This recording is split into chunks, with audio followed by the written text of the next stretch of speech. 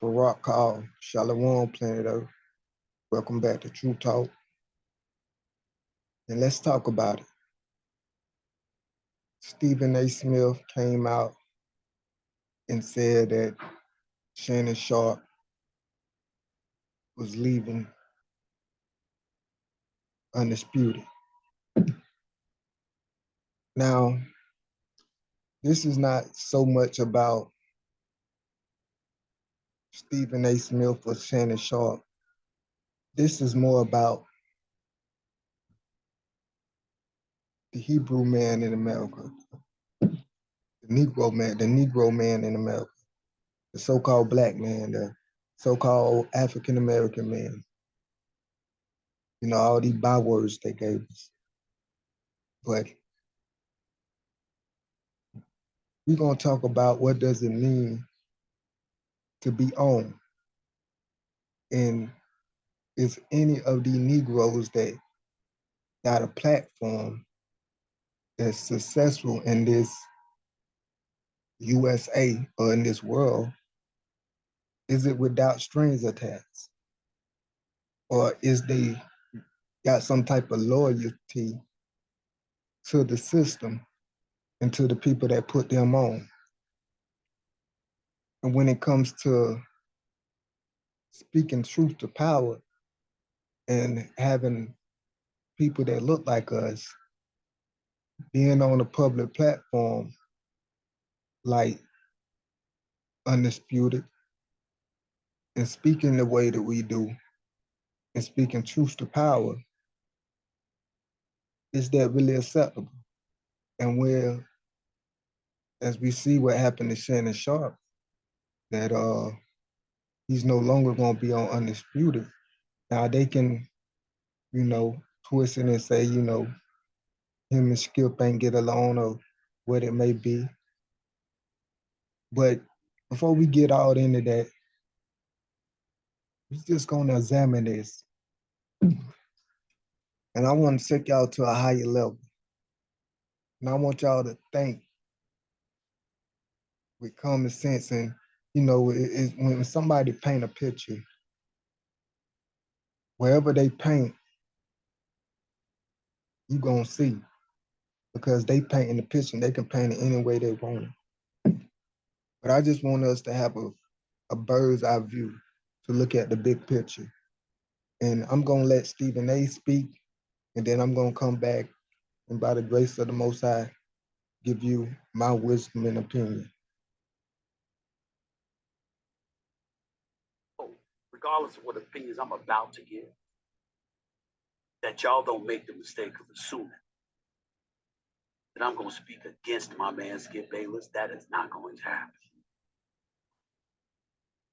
Skip Bayless and I have disagreed on many things, on the air and off the air. We're natural born contrarians with one another. We don't think alike. We don't act alike. We don't like the same things. We don't vibe with each other in terms of our ideas and our belief system. Attention retirees, if you're willing to be at your computer from 9 a.m. to 10:45 a.m. on most weekdays,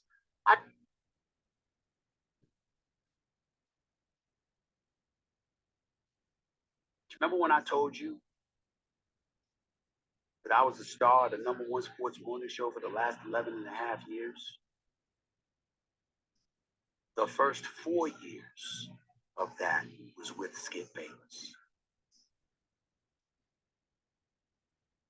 I'm never in that position if it were not for Skip Bayless. Skip Bayless asked me to come on First Take. Skip Bayless permitted me to come on First Take. Skip Bayless fought for me to come on First Take. Skip Bayless played a role in restoring my career that I felt had wrongly been taken from me. I will never disrespect it. It will not happen. Never. That doesn't mean I can't disagree with you. Now, let me stop right there. Now, I encourage y'all to go look at the whole show. You know, of course, I cannot show the whole episode on here. But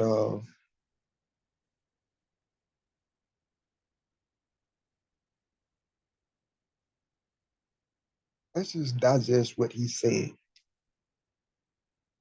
and understand what's really being said. This is not about disrespecting nobody or not disrespecting nobody. Because as men, we should all respect everybody.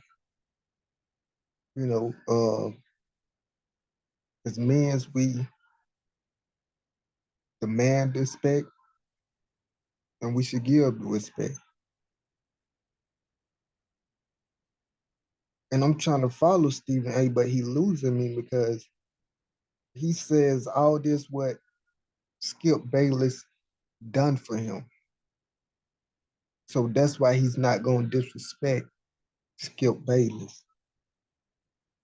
And it got me thinking, so will you disrespect other people? So are you only going to respect people that has done something for you that allow for you to succeed? How about me, since I have not so-called done anything for you, then you going to just disrespect me? No, we should we should respect people regardless if they done or didn't done anything for me. And that's what this is about. This is not about respect or disrespect.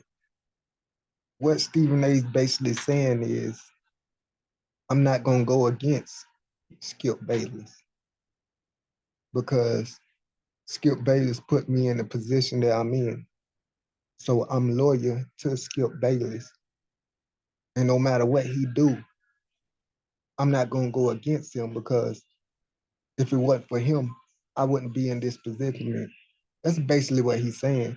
Because this is not about respect or disrespect because, like he said, and I respect when he said, I'm not going to respect him, but I will disagree with him. But when I listened to this, he really did not disagree with him.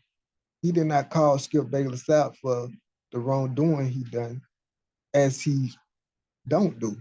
Now, when it comes to the Negro basketball players, you know, Shaq, uh, Charles Barkley, all them use words like stupid, idiots, so disrespectful to these players. And then they make the excuse, oh, we just calling it how we see it. You know, if they play bad, we're going to call it. If they play good, we're going to call it. But we all see the bias that when it's a so-called Negro doing something, they come down on them hard. But when a Caucasian do the same thing, Stephen A never had the same energy. You know, with Kyrie in the shot. Oh, he's a bad teammate. He disrupted his king. All because that man wanted to stand for not putting something in his body. His right. He would be a fool to do so for other men. Like, damn the team. This is bigger than the team. This is my life. I'm not gonna kill myself entertaining y'all. But some people, they want you to do that. They want you to really buy into their system, really be slave to them and die for the game. That's what type of slaves they want. That's what type of man, that's what type of people they want. That's why when people say, you know, like, you know, it's just a game or, you know, I got a family at home, like they question, well, do you want to play the game should be the most important thing? No, it should not. Your job, these people, they are blessed to be able to play a professional, basically just a kid's game, blessed about to play with a whole bunch of dudes they like, to play a game they like, to be famous and get paid a whole bunch of money for it. The Most High favored them in that way to be able to do that. But at the end of the day, it's a job. And even though it pay the bills, it ain't gonna raise your kids. It ain't gonna, when you sick and need help and old, your job ain't gonna be there for you. There's an example of many players that left the NBA, NFL, and right now is homeless. They become drug addicts, and nobody helped them. But I don't want to go on a tangent. I really want to stay on topic here because the question at hand is being owned. You know, when somebody say they're gonna do something for you, and have you ever said, you know, what's the catch? Is there anything attached? You know, I don't want no strings attached to it. You know that saying? You know, I don't want people to do nothing for me because I don't want no strings attached to it. When you do something for me, I don't want you to think that you owe me. I mean, I don't want you to think that I owed you or that you own me or that now I can never go against you or now since you did this for me, now you can treat me a certain way. Now you can just do what you want, you know. So I read the comments and a lot of people in the comments were saying, oh, Stephen A, you know, he's not forgetting who took care of him. Oh, that's a real man, you know. You don't forget who put you where you supposed to be, or you don't forget who looked out for you. Look, it's not about that. I always say we don't owe nobody nothing but to love one another and treat each other like we want to be treated. That's all we owe each other. If I'm your brother and I bless you on the way, if I look out for you, you don't owe me nothing. I'm not gonna throw it back in your face. And if I do something wrong, I expect and want you to be the first one to correct me. And yeah, if I'm going left, go against me if I'm wrong. But see, a lot of people, they feel like, well, because he done for me, I'm not gonna speak against, I'm not gonna go against them because they put me in the position where I am. And that's being owned. That's compromising. That's why I say, and it, like I said, I don't want to make it just about Stephen A, because it's not about Stephen A. It's about Negroes that's in this high position, like Stephen A. Every Negro that you see on CNN, on Fox News, on any one of these networks, I guarantee you it was a white man that put them in the position they're in. Because we as strangers in this land, we as pilgrims in this land that don't own that. We as Negroes in this land that don't have ownership, that don't have businesses. A lot of times when these young men or old men or these people in their position get put in a position they in, it's because, oh, I'm just saying it, Caucasian people, white people. Well, if it's a white man or a white woman, or if it's a Hispanic man or you know what I'm saying, somebody Caucasian, put them in a position that they in. And that's why people like Stephen A cannot go against so-called Caucasian man. Because the Caucasian man, the one that put them in the position that they is. They want to keep their position. They want to keep eating. How can I speak against somebody that's gave me a job? Not only gave me a job, but I got a job because of them. That's why none of these Negroes that's on TV is really a voice for us, and they can't be a voice for us because they own. Their loyalty is to the establishment. Their loyalty is to whoever put them on. And just to address another thing, he said he was talking about uh Skip Bayless fought for him, and uh, the one that was, caused for him to get a job. And we got to understand,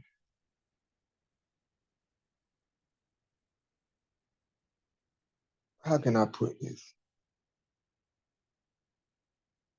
Most of the people in the NFL are racist. Most of the people in the NBA, the owners are racist. But they will put up with Negroes. That would not stop them from recruiting the best Negroes to help them succeed. Is Skip Bayless seeing something in Stephen A. Smith that was going to help the establishment? Of course he was going to fight for that Negro. But that don't mean he loves you or care about you. I didn't have racist football players growing up. I knew they was racist. They was racist right to my face. But that didn't stop them from putting the best players on the field or putting people in position so they can go to the NBA and NFL. Because it's all about, can you help me? Or if you can help me, I'm going, if I need you, then I'm going to get you so you can help me. If it's about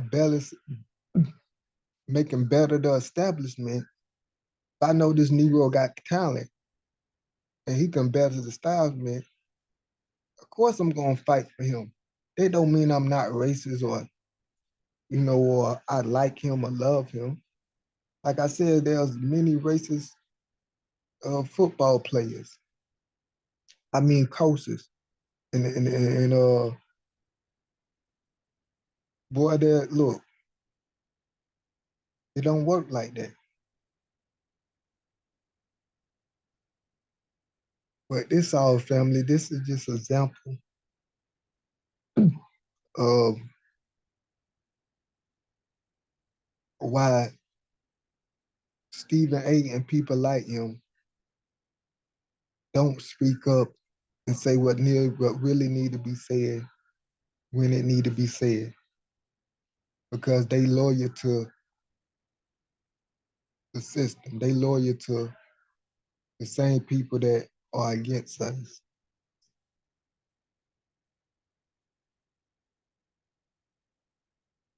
And he's on. This was never about respect or him disrespecting Skip. He made that whole speech to let y'all know that he was not going to go against Skip Bayless because, in other words, he owes Skip Bayless because Skip Bayless made him who he are. So he's loyal to Skip Bayless. No matter if Skip Bayless is wrong, he's not going to ever go against him. It make you bear the difference. When we have people like Shannon Sharpen, and I don't agree with everything Shannon Sharpen do or say, but when we have people like him that will push the envelope and speak up, and that's why most Negroes like the Uncle Shannon, because he said the stuff that Stephen A. and a lot of these Negroes seem like they were scared to say. And now we see what happened to Shannon Sharp. So it bears the question, as a Black man, can you really speak your mind and continue to be in the position that you're in? And before I go, the last thing I want to talk about is him bringing up that if Shannon Sharp wanted to come to First Take, that he'll be okay with that. He'll okay that. Why are you telling us, bro? You trying to win some cool point with us? You trying to make like, oh, if the brother leave me, I be there for the brother. If the brother ever need me, I be there for him. Look, that's for what you do that behind closed doors. When you first came on here, you said that if you knew what happened, that you wouldn't say nothing unless you check with both of them first. But now you're gonna come on here talking about if Shannon Sharp ever need a job, all he gotta do is call you and you'll be okay with him coming on first take.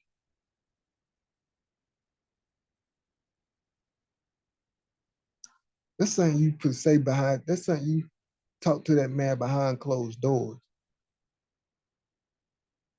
Then you up here making conditions like, oh, but if I let him on first take, but it won't be all the time and he won't do this and I have to do this because all this. Look, you ain't gotta tell us that. If you want to help the man out, do it behind closed doors and let that between me, you and him as a man. It make me question you, bro, like you trying to win brownie points. Like you had no business saying that you would give him a job. If he want to come over there, he can come over there and you'll be okay with it. Tell him that in the private. Don't tell us that. Because quite frankly, I don't believe you. I don't believe you got the pull that you think you got the pull or that you say you got. You just a face. You can get fired like everybody else. When they get tired of you, they'll let you go. You ain't got no stakes in ESPN. You are a employee, not a boss. They may make you think you got some say, but you don't, Stephen A. And you know you don't. And the fact that you would not speak against Skip Bayless because he quote unquote put you in the position where you're at shows how weak you are. It shows that you're a coward and shows that you own by the established. Show that these white folks own you and you'll never ever go against them like you actually your mouth said. You'll never ever disrespect, but what you really mean is you'll never ever challenge them or go against them because if you do, you won't have a job.